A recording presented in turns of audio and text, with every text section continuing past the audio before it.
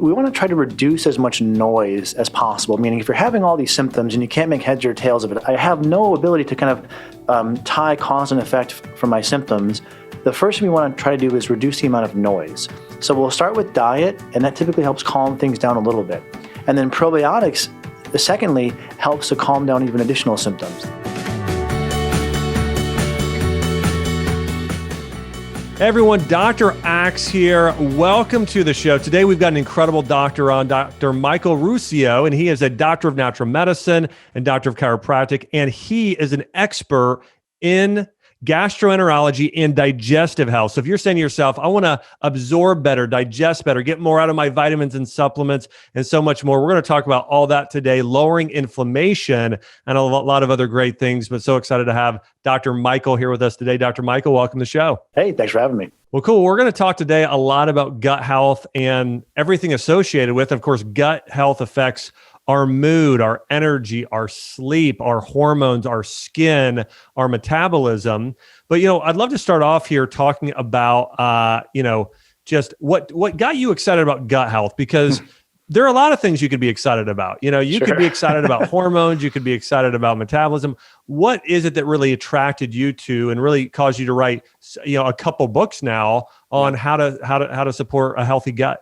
Well, going back to college, I had a kind of a painful experience of being a college athlete. I played lacrosse at UMass and feeling, like a typical strong college guy, kind of invincible, and I could do whatever, be up late and never be fazed by it until I started having fairly debilitating insomnia, depression, and brain fog, almost just with the drop of a hat. And when I went to a few doctors to get kind of checked out, they all said, well, it's stress, it's exams. And, the backstory is, even though I was feeling fairly impervious to stress and such, I wasn't binge drinking. I wasn't staying up super late. I was eating all organic. It really had kind of all the diet and lifestyle things fairly buttoned up. But then all of a sudden, I just felt like my health was starting to unravel. And unbeknownst to me, I had acquired a parasitic infection, an amoeba, actually. And this amoeba was leading me to, even though I was eating a healthy diet and living a healthy lifestyle, there was so much inflammation in my gut that everything was causing this inflammation and all this brain fog and depression and insomnia.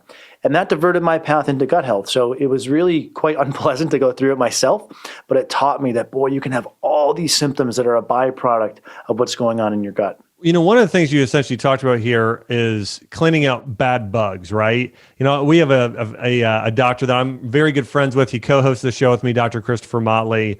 And Dr. Chris is always talking about different viruses and parasites and different invading organisms. So talk more about that specifically.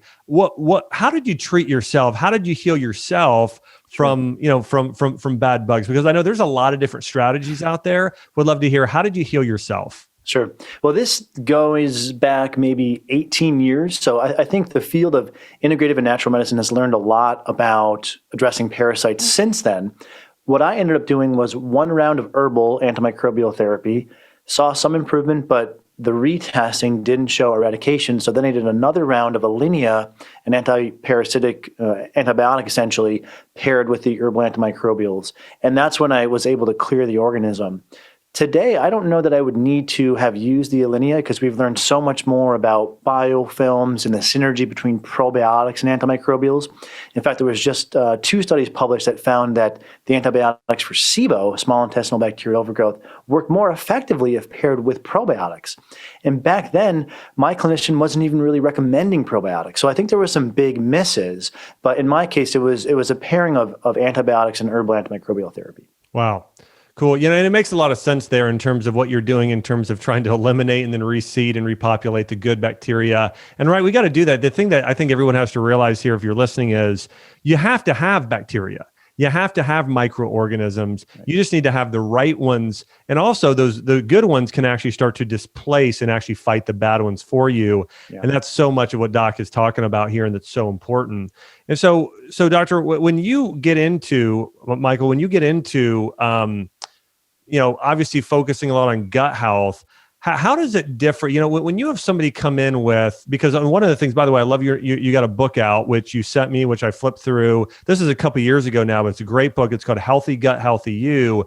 You really in the book talk about all of these different conditions and how they're linked to gut health. How does that come into play when you're treating patients today in terms of if you have someone come in, for instance, with Hashimoto's thyroiditis or something like that, what role does gut health play in a condition like that?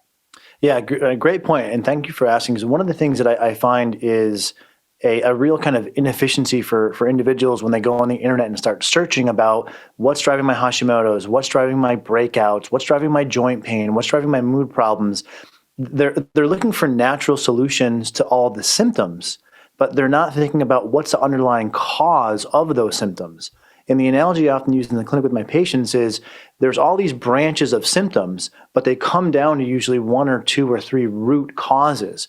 And one of the most common root causes is your gut health. So the protocol that I lay out in Healthy You, it's not about using a probiotic for depression or an herb for sleep. It's about what can we do to address the root cause of your gut that may manifest as issues with thyroid, issues with sleep, issues with skin.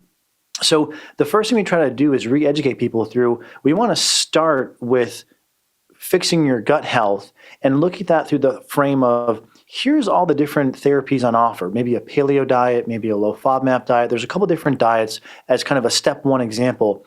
How do we help you determine what diet's going to be best for you and for your gut, instead of saying, well, this is the Hashimoto's diet, this is the bloating diet, this is the skin diet.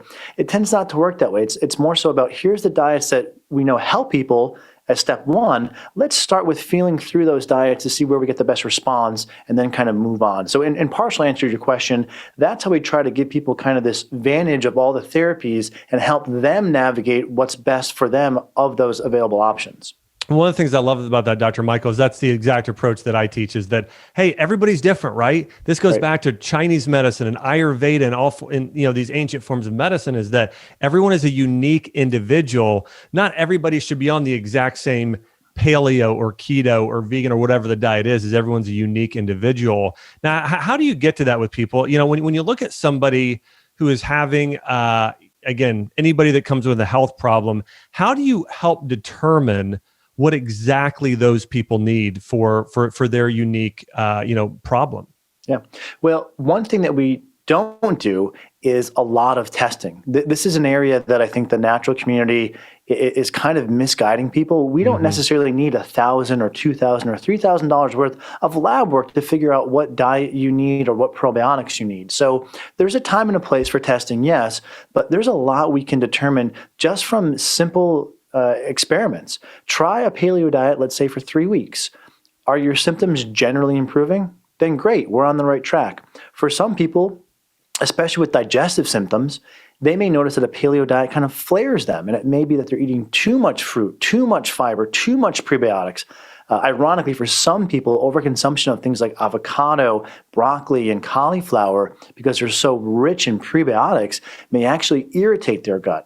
And so, okay, then it's just a simple pivot. We tried paleo about 3 weeks. You felt a little worse. Let's now pivot to low FODMAP and give that 3 weeks. And if you say, oh, my bloating is getting less, my brain fog is improving, great, we're on the right track.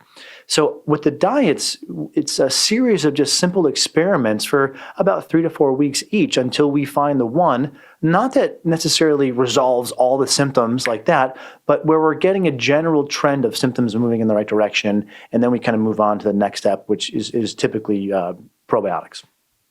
It makes a lot of sense. And by the way, I'm in total agreement. A lot of times there is over testing happening today. And, a lot of times it happens because doctors, unfortunately, are looking to get paid from lab testing. And listen, I think lab tests can be fantastic. I think doing some lab testing can be good. But again, I think sometimes, especially in the medical community, it can absolutely be overdone. And we're absolutely seeing that. So talk to me about this in terms of gut health. What are some of the things that are generally good for almost everybody in terms of some things people need to stay away from? And I want to say this, things that stay away from that some people still think is healthy today. What are some of those things that people need to get out of their diet? Well, processed foods, it sounds really obvious, but there's a lot of things that sneak their way into processed food. So I think we have to be a little bit careful, unless you're buying from someone, like yourself, who has a high standard. It's really amazing the amount of stuff that can sneak its way into a food that doesn't have to be disclosed on the label. And this is something I've really come to learn over the past couple of years, is that things can be snuck in that aren't necessarily good for you. So that would be one. It would be processed foods of multiple stripes. This could be everything from a bar all the way through maybe a juice. And that's really probably the most important starting point. From there, there's quite a degree of individuality in terms of dietary things that are problematic for some, but not for all. I think gluten's a good example, that it's problematic for some, but it's not problematic for all. Dairy would be another, and I'm sure your audience is well attuned to these through the conversations that you've had in terms of things to be cognizant of, but maybe a couple other things that aren't often associated to gut health would be sleep. There's been some really elegant studies that have found that if you disrupt someone's sleep rhythm, it has an immediate negative impact on their gut flora. And if you have lack of time in nature or you're sedentary, this also has shown to have a negative impact on your microbiota. So the dietary and lifestyle things that are kind of platitudinous, well, make sure you're dieting and exercising. It's worth putting significant time there to make sure that they're dialed in, because those have a positive impact on you as an individual. And in part, what allows healthy bacteria to grow is how healthy are you as a host. And so those are some external factors that have a positive impact on gut health, which I think are really important to mention. Yeah. Yeah, I'm with you. And I think, one of the other things, something I see a lot of times, people even go to health food stores and it's, they're using a lot of sunflower and safflower oil, right? Mm-hmm. And some of those things, a lot of those omega-6s can add up. A lot of the just starches, That's a great point. Can add up in a lot of these snack foods today. But there's definitely some of the big things you talked about, especially conventional dairy, some of the others can be problematic for people with digestive issues. Talk to me about, what does a diet look like for breakfast, lunch, and dinner for somebody who's saying, I really want to heal my gut. And again, I know there are many cases. In every case, when you see somebody specifically, you're going to personalize that diet. But typically, what does that look like for somebody looking to heal their gut and the rest of their body? What's a good example of what they should be eating for breakfast, lunch, and dinner? Sure. Well, it does depend on what kind of dietary template you're going to go through. But let's say we're going to use a paleo template. Then someone may have 2 eggs cooked with some coconut oil and maybe a slice of avocado or some wilted greens. That wouldn't be, a bad idea. And the foundation of healthy sources of protein plus some fruits and vegetables, it sounds really broad, but that's kind of your starting point. And then you can really modify the fruits and vegetables to be lower FODMAP or just regular, depending on where you are in your journey. Have you just kind of tried the healthy cuts of meat, fish plus fruits and vegetables, or if you have done that, then you may want to select the fruits and vegetables that are lower FODMAP. So as an example, you could do the 2 eggs, and in fact, I'll oftentimes do this for breakfast, 2 eggs cooked with some coconut oil, and then I'll take some spring mix and I'll put that in the pan, wilt it a little bit, put a couple scoops of salsa on top of that, and make this kind of quick, takes about 5 minutes, and it's really healthy. And that would also be an example of something that's low FODMAP kind of compliant. If FODMAPs aren't a problem, maybe you make that half an avocado as one example. And then for lunch, someone could do something as simple as a chicken breast with, and I know you talk a lot about spices, so curcumin or turmeric or paprika, oregano with maybe olive oil or coconut oil, baked, and something as simple as asparagus. Asparagus would be a high FODMAP, so it would depend on if someone's trying to steer towards or away FODMAPs. So those are just a couple of quick examples of some things that people can do as a general starting point. The starch is something you mentioned earlier. That would be something that we take more on an individual basis. I like to start people on a little bit more of a lower kind of carb and starch just to see how they do, and then ramp up from there. So they may be able to add in some rice, or some potato or some squash. I would start a bit lower carb and then see how they do. Especially for women, though, they want to be careful not to stay too low carb too long. It does seem that for women, being too low carb for too long can start to cause things like insomnia or fatigue. So that's something else to look out for. Sometimes women will kind of cut back on their diet. They feel really good. That works a little while, but then they start to regress because they've gone too restrictive for too long. Yeah, absolutely agree. And you start to see, I think a lot of times adrenal and thyroid issues start to pop up too sometimes with that. So I'm absolutely with you. I think there definitely need to be conscious there. Let's talk about some of your favorite supplements and herbals and remedies and things you like to treat patients with that you've seen good results with. Let's first talk digestive issues, but then I know you deal a lot with thyroid and adrenal. I want to talk about that after. But starting off with gut health, what are some of your favorite recommended supplements and herbals and other things that you think really kind of make a big difference? Well, foundationally, probiotics. I've become a increasingly strong proponent of probiotics, and this has been a byproduct of two things. One, the absolute blossoming body of published literature showing that probiotics can help with IBS, irritable bowel syndrome, gas, bloating, constipation, diarrhea. And there are, clinical trial after clinical trial showing benefit for that cohort of individuals. But even now, we're seeing things like a modest reduction in blood pressure and blood cholesterol. Again, modest, but something there, a positive directional change. And even a meta-analysis, meaning a summary of clinical trials, showing that probiotics can improve depression and anxiety. So now we're really seeing that, wow, the probiotic may help with my gut. It may also help with my mood, may help with my cardiovascular health. So that's really quite exciting. And there's even some evidence now showing that probiotics can help with what's called non-alcoholic fatty liver disease, meaning if someone's liver is getting congested, and oftentimes when the gut's not healthy, it all drains to the liver. So the liver kind of cleans up the mess. So it stands to reason that if the liver is having issues because the gut is unhealthy, if the probiotics clean up the mess in the gut, there's no longer that mess for the liver to filter and the liver gets healthier.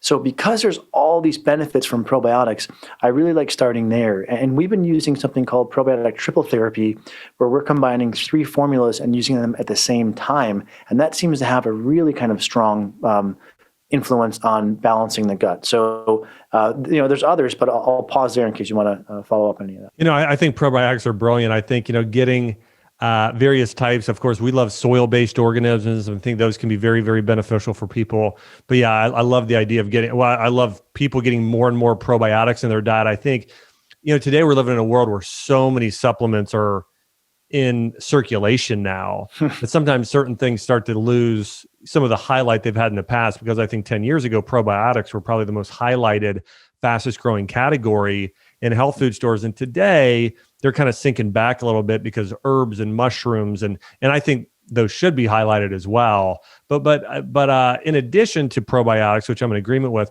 what are some of the other things you recommend?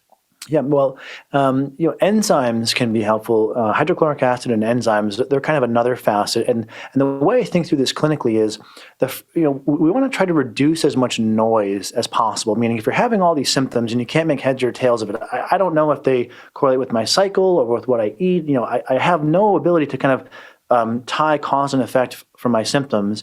The first thing we want to try to do is reduce the amount of noise. So we'll start with diet, and that typically helps calm things down a little bit.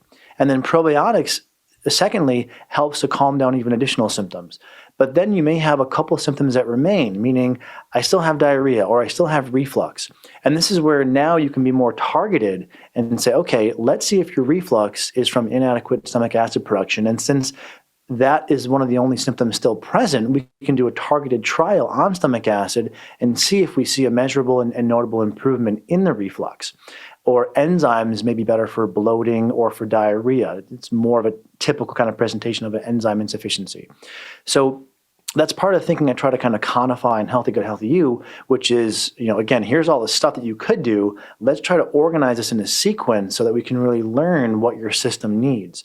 And so enzymes and HCl are another that can be really helpful. But I think it's important to try to be targeted, because what we don't want is kind of to your point, there's so many supplements in circulation now. People just kind of read about one supplement and then put it in their protocol, and then a month later they read about another one, and after 2 years they're on like 18 things because they haven't done these kind of targeted experiments. Yeah, these are great points. And so again, I love the idea of people are seeing what works. I think it's kind of reminds me of like an elimination diet. Hey, let's go ahead and take some time to see what doesn't work, what does work over time, both with food and supplements, and learn what your body does best with. And I actually think that's even more accurate than oftentimes testing for. Not to say that testing can't be beneficial, Agreed. but I think this can be more beneficial in most cases because this is what's been done since the beginning of time for the most part in terms how in terms of how ancient physicians discovered, hey, here's what's best for my patients and creating a personalized plan for my patient. So I love that. Yeah. Let's talk about something like a FODMAP, just to insert one thing really quick, sorry. Yeah. Something like a FODMAP intolerance, that doesn't show up on a food allergy test.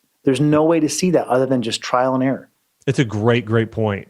I think a lot of times too, when you look at like the IgG tests, I've had things show up before and I don't really think they should have shown up. And there's other times when things don't show up and I'm like, this is, so anyways, I'm with you. There's a lot of times people think that tests are definitive when they're not. It's just a way of looking at the body that is actually, there's a fairly large degree of error with a lot of these tests. And I think, again, as Dr. Ruscio is talking about here, is oftentimes it's better to listen to your body and learn what your body's trying to tell you. And in that way, be sort of becoming your own doctor, listening to your own body, knowing what tweaks you need to make over time. Of course, starting working with a physician can help there. Let's talk about thyroid and adrenal health, because this is something I think that so many people are suffering from when we're talking about, hormonal conditions, especially. What are some things you've noticed, some root causes of those issues and some of the most common ways that you treat those issues? Well, thank you for asking. I think this is a really important topic that patients need to be armed with better data here. The one thing I'd want people to take away from this call is there is a absolute endemic of patients being incorrectly labeled as hypothyroid. And this is likely coming from the fact that they have symptoms. And it's like, yes, we hear that you have symptoms and we're going to try to fix those symptoms. But unfortunately, there's quite a bit of inaccurate thinking on the diagnostic criteria. If you go to a doctor and you're saying, I'm fatigued, I'm depressed, and I have dry skin, and they look at your lab work and they incorrectly tell you that you're hypothyroid, you'll then start on medication and presumably be on it for the rest of your life. And there was recently a paper written on this in the journal Thyroid 2018 by the author Levadas. And he found that 60% of patients who had kind of an ambiguous thyroid diagnosis actually did not have hypothyroidism and were able to come off their medication with no problem. That has huge ramifications. That means there could be a sizable subset of people who maybe saw an integrative or naturopathic physician, and I'm in that camp. So I'm part of the problem here, but I'm trying to sound the alarm bell so we can all fix it.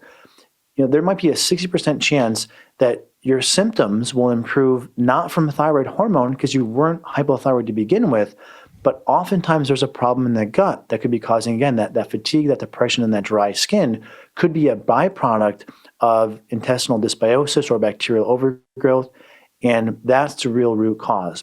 I wouldn't recommend anyone willy-nilly stops a medication, but if you're unsure about the diagnosis, get a second opinion, because we see probably one case per week of someone who is incorrectly diagnosed as hypothyroid. And it's really important to mention, because the amount of people who've been on medication for years and don't need it, and then we fix their gut and issues change in a month or two is staggering. So that's one thing I'd want people to take away. It's just a check-in to make sure that they're barking up the wrong tree. Or the right tree, rather. Sorry. Yeah, I mean, when I first opened my practice, this was probably, a while ago now, and I don't practice anymore. But when I ran my functional med practice, I probably think the biggest thing I was surprised by is the number one condition I had people coming in for was hypothyroidism by far. I mean, the number of who had been diagnosed with that. And so obviously it's very prevalent, and I'm with you. I think it's probably overdiagnosed, and definitely, way too many women are prescribed a medication before they are able to work on their diet and use some of the herbals and things like that. In Chinese medicine, just for everyone's reference, it's called a qi and yang deficiency, which essentially means you're on too much. You just need to unplug a little bit more, and you need to take some foods that are a little bit more building. You can take things like ashwagandha. You can eat certain types of foods that are very nourishing to your adrenals, like seaweeds and berries and soups and things like that, and wild fish. But anyways, I'm absolutely with you, Doc. It is so true. Hypothyroidism, in terms of the diagnosis, oftentimes there's a other issue related there. So as we are discussing, one of the other things I wanted to talk about is other conditions related to gut health. When you what are the most common conditions when someone comes in to see you and they're like, "Doc, I have this issue or this issue." What are the most common condition where you're telling them or you're realizing yourself, this, for the most part, this condition is related to your gut health? Right. Well, I'd say there's three. There are issues with energy. There's fatigue, neurological, meaning brain fog, depression, or anxiety, and then also non-responsiveness to thyroid medication. So for those who are truly hypothyroid, and they're saying, my TSH was sky high, my T4 was in the tank, and I mean, according to the conventional lab ranges, so truly hypothyroid, and they went on medication, now their levels are normal, but they're still having symptoms, that would be the other cohort. So non-responsiveness to thyroid medication, fatigue or just general problems with energy, and then any kind of brain fog, depression, or anxiety are oftentimes ultimately stemming back to the gut. Not as a absolute, but you'd be surprised the number of cases where the gut is really the underlying cause. Yeah, I'm with you. Those are some really, really good examples. You have the brain and neurological health, the gut health, the brain and neurological health. The energy and fatigue might be one that surprises some people, but absolutely in terms of how that can be related to adrenals and everything else you're talking about. Tell me about your book here, Doc. So you've got your book. It's called Healthy Gut, Healthy You. And also, I love the imagery on the front of this book. If anybody wants to check this out, it's at Amazon.com, and you can just search Healthy Gut, Healthy You or Dr. Michael Ruscio. But talk to us and walk us through your book, because one of the things I love that you go through in here is you essentially go through a step-by-step process on how to, reseed, rebalance, sort of, retrain your gut to be healthy. What are some of those steps you cover in the book? Sure. Well, thank you. And one of the things I wanted to do was try to make myself obsolete, because at the clinic, there was a progressively long wait time for me to be able to see a patient. And I didn't like that I could only help one person at a time. And after about 7 years in clinical practice, I found myself settling into kind of a rhythm that worked for most patients, kind of that process we discussed earlier of a stepwise, let's try this, see how your system responds, and then modify. And so I wrote that into the protocol in Healthy Gut, Healthy You. And it's a choose your own adventure guide that's evolves based upon your symptoms. And there's kind of this almost like a pyramid I try to have people envision, where we start with the foundation layer, which is diet and lifestyle. And we talked about a few of those things already: sleep, stress, exercise, time in nature. So we lay out guidelines for those facets of health. We also help someone navigate a series of experiments for the different diets: paleo, low FODMAP, fasting, carb intake. And that's kind of rung one of the pyramid. And then we reevaluate. Are you doing great? Awesome. We're done. We'll go to maintenance.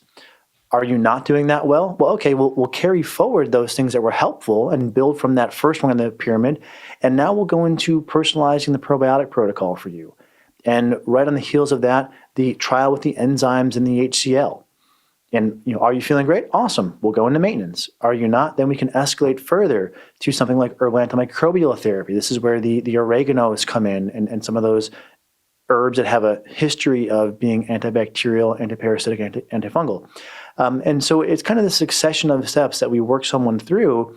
That's essentially what I do in the clinic. And we have a checkpoint at the end of every step, and we say, okay, if you're feeling great, we go to maintenance. If not, we keep working through that process until we really help you get over the finish line. And what I think is unique about this book is it's not a book about one topic, gluten or enzymes or parasites, and all those are important. They have their time and their place, but this book's kind of let's zoom out and quarterback all these things so you know how to navigate them and weave a personalized plan for you and for your gut in going through the book. Yeah, I love that. And again, I think personalized nutrition is the future.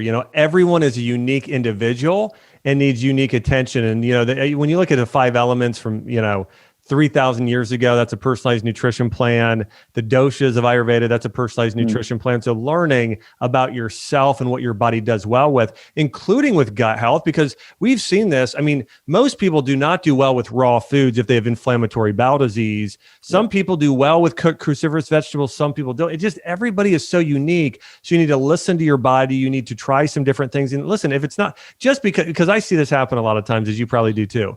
Somebody will listen to a podcast like this or watch something and there'll be a guest expert and they'll say, moringa or something is good for every, it's the world's greatest food. I had somebody do this recently with a drink. It's kind of like, looks like it's brown liquid. You drink it, whatever. It's got a lot of things in it and they're drinking it. But I'm looking what's in there and I'm like, okay, that's gonna be a little hard on the gut. And so, it was actually making them worse and they had an autoimmune disease. And so, but we just think, oh, well, this thing's good for everybody. And listen, turmeric's good for probably 90% of people, but 10% of people are not going to do well with even something as gentle and good as something like turmeric. So it just depends. You got to listen to your body and you got to see what is working for you. And so, seeing, great healthcare practitioners, reading a book like Dr. Ruscio has here, Healthy Gut, Healthy You, will help you learn more about yourself and how to create a diet that is right for you. So Dr. Ruscio, I want to thank so much. Thank you so much for coming on here. Again, I know that you, one of the world's leading experts when it comes to gut health and other things. And again, I want to encourage everybody, check it out. Healthy Gut, Healthy You. And Doc, where can people find out more about you? Thank you. I'm over at drruscio.com, drruscio.com. We have articles, videos, a podcast. We even have a clinician's newsletter if there's any healthcare providers who want to plug in. And would welcome anyone to check us out. And also I want to thank you for giving me a chance to talk gut health. It's always great chatting with you and chatting about gut health, which is obviously a core passion of mine. Awesome. Well, Dr. Michael, thanks so much for being on the podcast today. Thanks for everybody for listening. I hope you've enjoyed this episode talking about gut health. And remember this week to use food as medicine. This podcast is for information purposes only. Statements and views expressed in this podcast are not medical advice and have not been evaluated by the Food and Drug Administration. Opinions of guests are their own, and this podcast does not endorse or accept responsibility for statements made by guests. In some cases, individuals on this podcast may have a direct or indirect financial interest in products or services referred to herein.